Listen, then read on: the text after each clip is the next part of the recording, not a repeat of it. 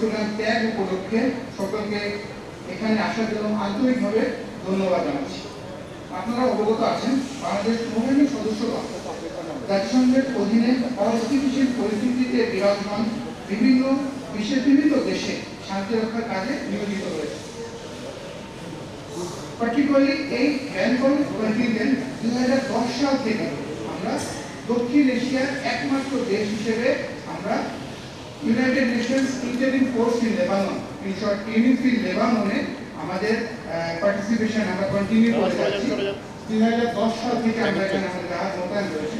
এরই ধারাবাহিকতায় আমাদের বর্তমানে 15টি কন্টিনজেন্ট মিশন শেষ করছে এবং এই কন্টিনজেন্টটি বাংলাদেশ কন্টিনজেন্ট 16 হিসেবে বাংলাদেশ নৌবাহিনী জাহাজ সংগ্রামের ক্রু হিসেবে জাতিসংঘ শান্তিরক্ষা মিশন লেবাননে গমন করতে যাচ্ছে।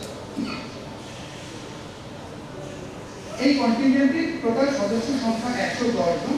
এর ভিতরে 25 জন নৌ সদস্য গত 19 নভেম্বর কমার্শিয়াল ফ্লাইট যোগে লেবাননে গমন করে এবং আজকে অবশিষ্ট যে 85 জন তারা আজকে আমাদের ইউএন চার্টার ফ্লাইটে করে লেবাননে গমন করবে ইনশাআল্লাহ।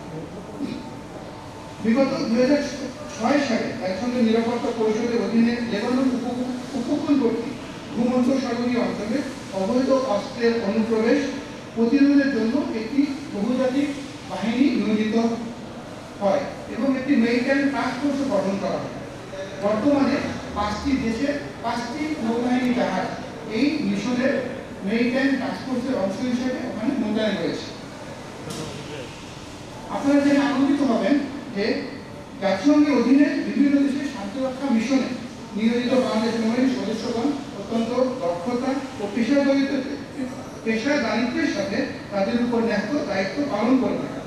ফলে বাংলাদেশ নৌবাহিনী তথা সমগ্র বাংলাদেশের সুনাম অর্জনে জাতিসংঘের অধিভুক্ত বিভিন্ন দেশের কাছে আমাদের সুনাম প্রতিনিয়ত বৃদ্ধি পাচ্ছে।